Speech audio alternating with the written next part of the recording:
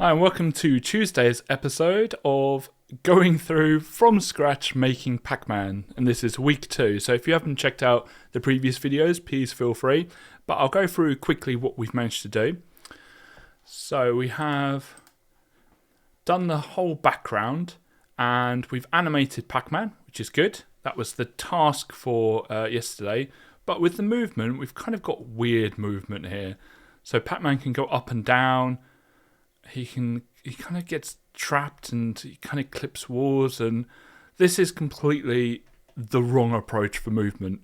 Now, I have filmed this video now, I think this is my 3rd time filming Tuesday's video, so this video right here. And if you're watching this, it means that this one was the one I finally got this to work. And I'm going to go through the theory, and I'm kind of probably going to commit to just releasing this video anyway. There's some nuances with the movement that I haven't really, well, we'll see what the issues I've had were. But I think I figured it out for this episode, so fingers crossed. So let's go through some theory. And we're going to go back to our Photoshop and get rid of that for now. And what I've done is I've just put an offset on the grid lines by, I think it was 4, is it? Yeah. Offset of 4, and these lines here, and I'm going to put the lines on. So what I've done is just joined up all of the crosshairs that Pac-Man can go. These lines here show where Pac-Man can travel, and remember his hotspot is in the middle of the Pac-Man, and he can't go anywhere outside of these points. So see these as kind of train tracks, and he's the train. So there should never be a situation, say Pac-Man's here, that he can move up. He can only move up here. Now, something to notice is that changes of direction only happen at these crosshairs. And so we just need to check whether there's a change of movement, a change of direction from the player at these check marks, at these crosshairs. If we check not at those crosshairs, then we get into problems and he starts clipping through walls and stuff because the computer thinks he can turn left. No, he can't. So that's going to be the basis of today's video, is trying to create the movement engine that restricts him to those tracks. Now, how we do this is we have counters, love counters, and we have a counter to say where's the next tile he's moving to. So he starts down here, and I'll put I don't know, can we do a circle for Pac-Man? And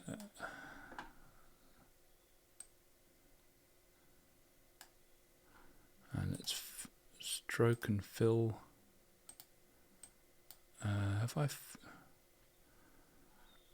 This is where Photoshop confuses me, because I don't know why suddenly I don't know why that circle isn't filled. Oh, it's not the top layer. There we are. There we go. It's quite straightforward in the end. Okay, and I've got the stroke way too high on it. Doing well. This is a successful start. Okay. So our Pac-Man starts here. So notice Pac-Man starts between 2 crosshairs, which has caused a lot of problems for me. So I might just start Pac-Man here and then worry about that later, maybe, but we shall see. And so the player's clicking right, first of all, say, we need that Pac-Man to keep going right until it hits this crosshair here. But what happens if the player clicks up, so clicks right initially and then clicks up? Well, we don't want it to move up straight away. That needs to be something that we make a decision of here. Okay, and then Pac-Man will go up, right? And that's the movement of Pac-Man, is that if he's going right and you click up, he will go right until he can go up, and then he'll go up, right? Okay. Then we've got the situation where if we plan it, so say if we say, right, to keep Pac-Man going right, and we'll keep checking to see whether he can go up.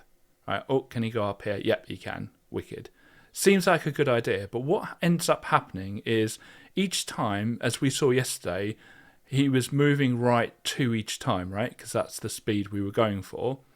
He can actually jump over that checking spot there, right? Because it's jumping 2, and say if the speed was 10, it's even more likely that he jumps over the checking spot. So we need some way of having Pac-Man not moving 3 pixels at a time, but moving 3 pixels towards the next crossover point, right? So we're constantly getting Pac-Man to move towards the crossover points. So that sounds really complicated, and it probably is really complicated, but we are trying to get it so that Pac-Man, that his movement, we're only caring about when he's at the crosshairs, that it's all revolving around these crosshairs. And so when he eventually gets to each time he gets to crosshairs, let's move up here, right? So the player's going up, and each time he's going to a crosshair, can I go up? Yes, I can. Right, keep going. Can I go up? Yes, I can. Yes, I can. Yes, I can. Has player clicked left or right? No, I'm still going up. And so the Pac-Man keeps moving this direction. But if here the player's clicked down, we need it to instantly go down. So we don't want to wait until the next checkpoint to go down. That's going to also be quite complicated to plan in. So we're not just checking for direction changes at crosshairs. We're checking constantly for the opposite one. So if it's moving up, we're checking to see whether it's going down. And then we've got to reevaluate which point it's going towards, which point Pac-Man's going towards. So it was naive of me to think that we could get all of this done in one video, because it's already taken me 7 minutes to just explain what the issue is. But let's get started. Let's try and get into this. So we need some counters, okay? And we are going to first of all have a counter that displays Pac-Man's position, and that's more for us than anything else. So Pac X, and so if we've got any issues, then we can see kind of where Pac-Man is at. So Pac Y, and we need to figure out where Pac-Man starts. So I think it's these two here. So Pac-Man starts, is that 13? So 14, let's say 1423. So we'll put the initial values of this as 14 and 23 for now. It's 23 or 24. It's probably 24, isn't it? Okay, so we're going to say Pac-Man starts at 14 and 24. Is that right? Yeah. So it should be... Yeah, I think that's right. Okay. So that describes where he is on the screen. And the next counters are where he's going to.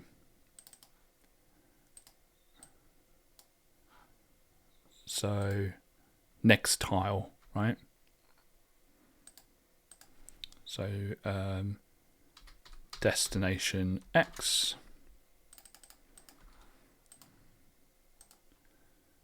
And destination Y.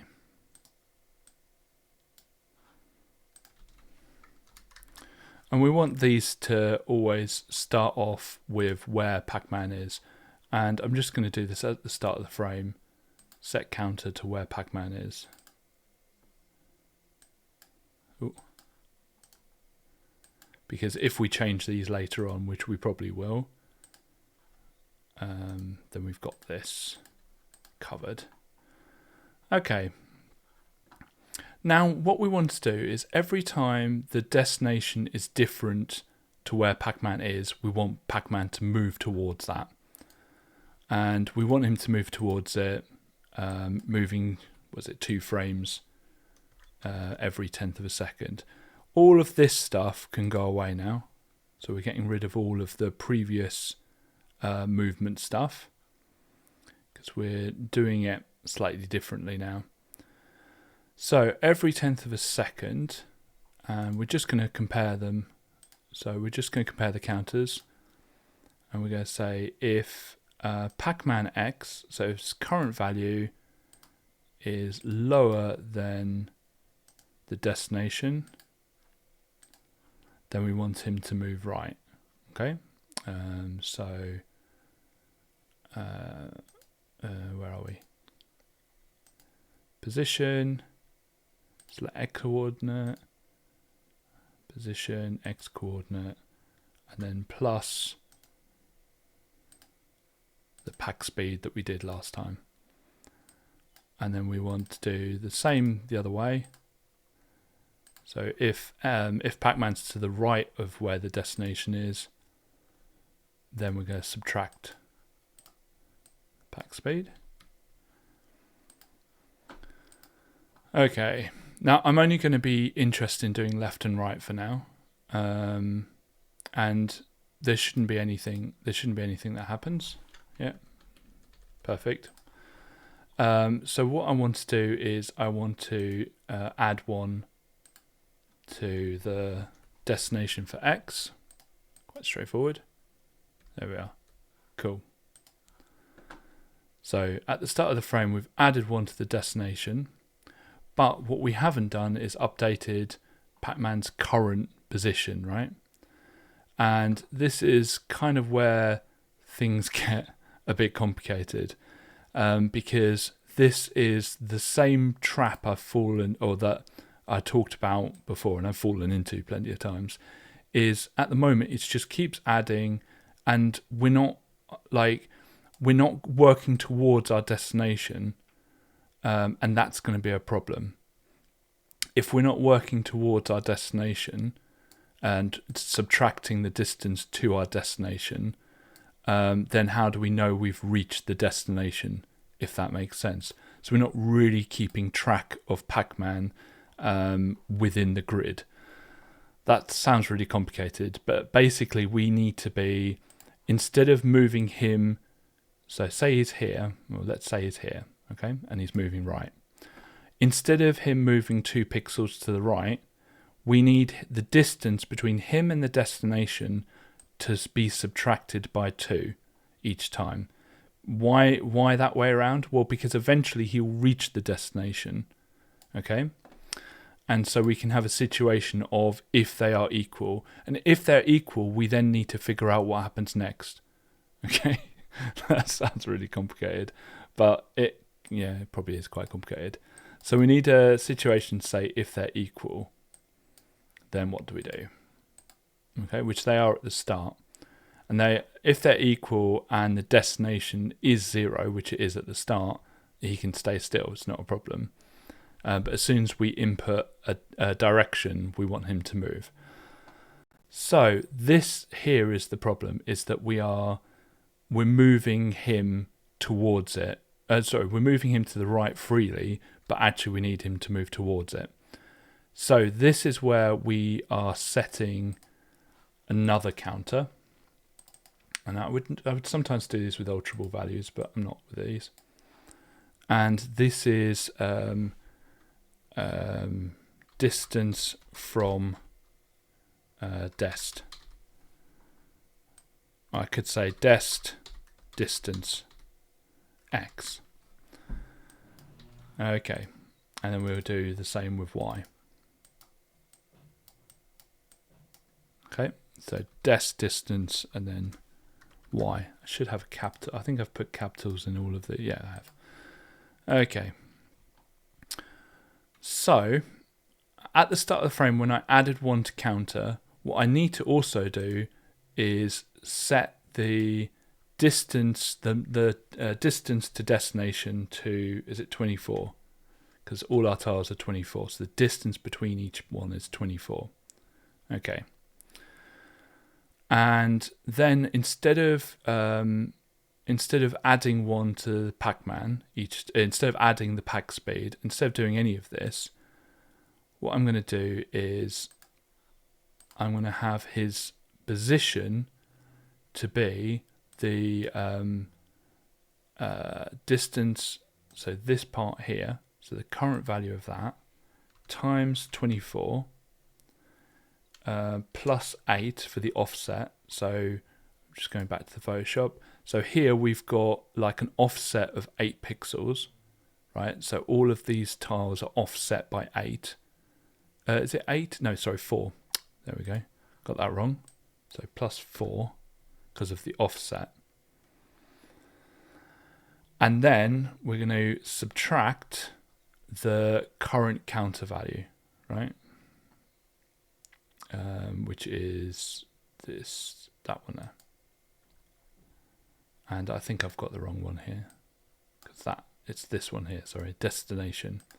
Destination times 24 plus 4 to cover the offset, then minus the destination. Wow, this is getting complicated fast.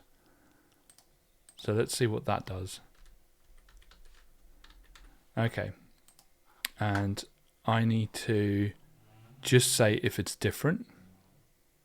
We're not doing 1 second each time now, because every 1 second we are subtracting 1 from this one. So subtract 1 from counter. Let's see if this works now. Okay, interesting. Right. So at the start of frame we're adding 1 to the counter there and setting counter to 24. Okay, so I'm assuming that's gone negative. So what should happen is, okay, so we need to say if the counter is more than, so if this is greater than 0, so it should not be able to go negative. Perfect. And this will be our next checking point. So if, and I'm going to delete the other one because we're not using that anymore. So if it's less than it, that happens. If it's equal, whoops. If it's equal, then we want to do another check. And I'm just going to say we're just going to add 1 to the counter again.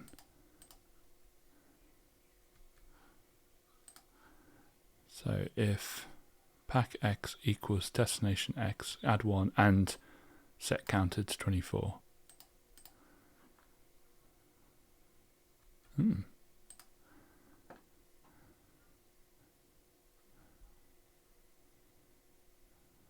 Should be equal now, shouldn't it? Oh, we're not. Okay. I see. So we should say if it's 0. Okay.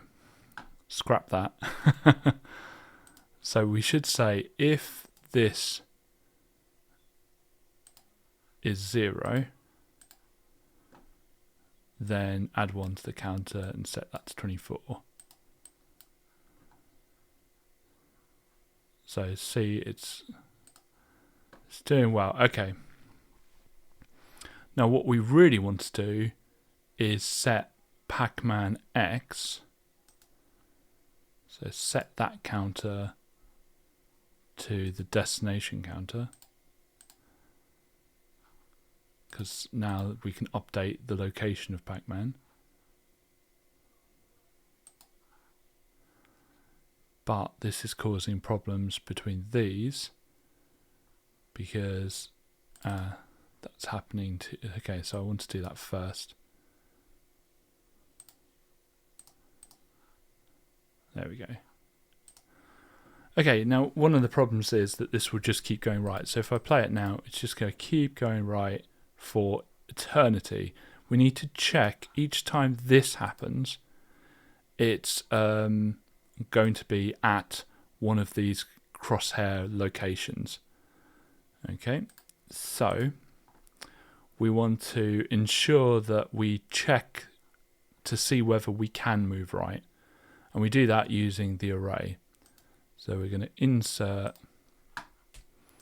the array, and we're going to general values. You can't use the array you have to use it with compare to general values, annoyingly. And we're going to have our x offset will be the current destination, so just current value and current y.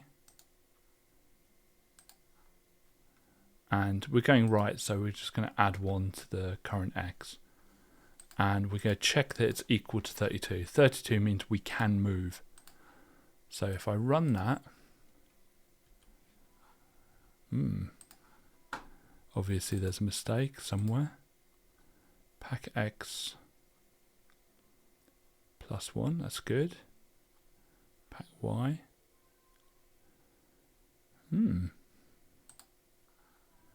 Should equal 32 at that point. So let's just check. And so let's have a look in our array. And it's 1424. So 1424. Ooh.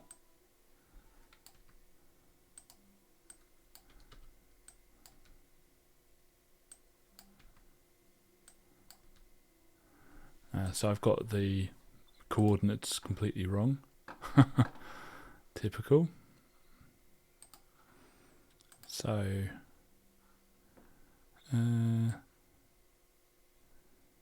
where's it? 1424. So I wonder if it's 1323 because it's 0 based, isn't it? I knew that would come back and bite me. So let's just update that. So this should be 13. And this should be 23. Because an array is 0 based. There we go. It's working better, and it should stop here. Almost perfect. It kind of carries on, and the reason it carries on, presumably, is because it will start the next cycle. So it needs to check this before. So it's actually the destination that I'm interested in. So it should be the destination that goes in here. Because I don't update the Pac-Man until this is fired. So actually, I'll tell you what, it would be even better is if I have one above this saying if it's 0, and if I have like a fast loop, say pack move check, and I'm just going to use this as a kind of group, which we've done before. And the first thing we're going to do is check, is to update the x coordinate. And the second thing on this loop is we're going to check where he is. How does that sound? Let's see whether that works. Ooh, that's not good. So what's happening with that? Oh, because I've kept them in. There we are. Always the simplest explanation is the correct one. He should stop perfectly. Still not particularly happy that he's dead on that. I'm just trying to figure out why he's not. Let me pause it and try and figure out why he's not exactly on it. I mean, I suppose one of the issues is that it should be 20. It should be at 2020. That's kind of the first issue because it's 40 by 40. So, but I don't think that's going to make a difference. And actually, I should be doing that for all directions. It's really irritating. Oh wow! So these are in very different directions. So I'm going to have to update these for each of these. So I'm going to pause it and do that. Okay, so after doing that, it's still not. So that bit there should be at the center there. So I don't really know why. So let me just give me a second. It's me being silly. So I was so focused on this where I've added 4 pixels that I've forgotten that we've times it by 3. So it's obviously going to be here, it's going to be plus 12, not plus 4. That's really daft. So if you use a scale factor, make sure you remember using it all the way through. And so it should stop nicely there. Perfect. Phew. Right. So we're miles off yet. We've got that nice smooth movement, and we've got it so that we're checking it each time it hits a crosshair and resetting that value. You can see here this counter's resetting each time. So we've got like a perfect position here when the destination X is 0 for us to reevaluate what direction we're looking at going in. And then if we're looking at going up or down, then we can make that decision. There's this part here.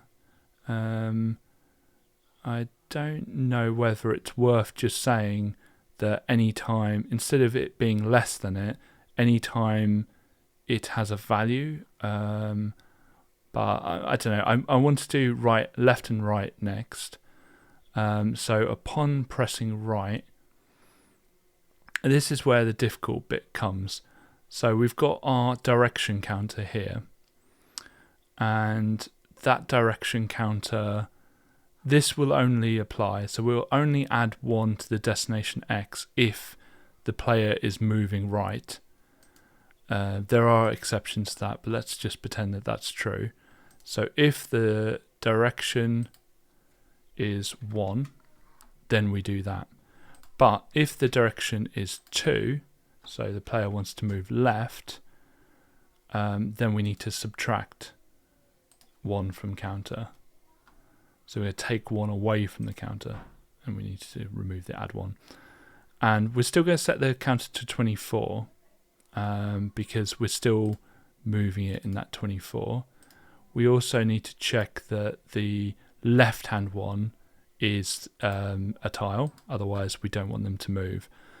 So this is if they're going left. We need to edit this part here, so that it is now in terms of that.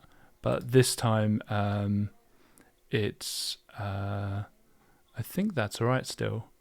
So this is why I think that this should just be if it's different, maybe. So let's run that and see what happens. So I'm going to click left, right, left. Yeah, so it's not great here. And I think the reason for that is that I've hard-coded a thing to go right first of all, which we'll get rid of. And so I've got to click right to start. And left doesn't really do anything. So at the moment, left's not playing ball. So left arrow is set counter to 3, and so I've put 2 there. That was daft. Let's see whether that changes things. Okay, good. It's a bit weird because what I've done is it should be plus, shouldn't it? It should be that plus that, because we're working our way towards it. Perfect.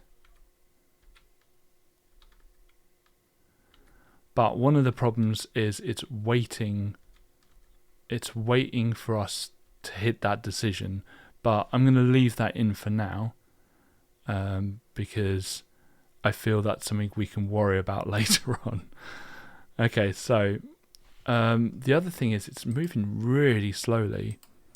And so what we want to do is we want to subtract 2 from the counter, which is this. In fact, we've already got so we're just going to edit that, and we've already got this as a global value, the pack speed. So we should use that. That feels a lot better. And we saw the hesitation at the start. The hesitation is because, as we said before, Pac-Man is between 2 pixels, or between 2 decision points there. So there's one here and one here, and Pac-Man's kind of between them. So it's it's a bit jerky at the start, but I don't mind that.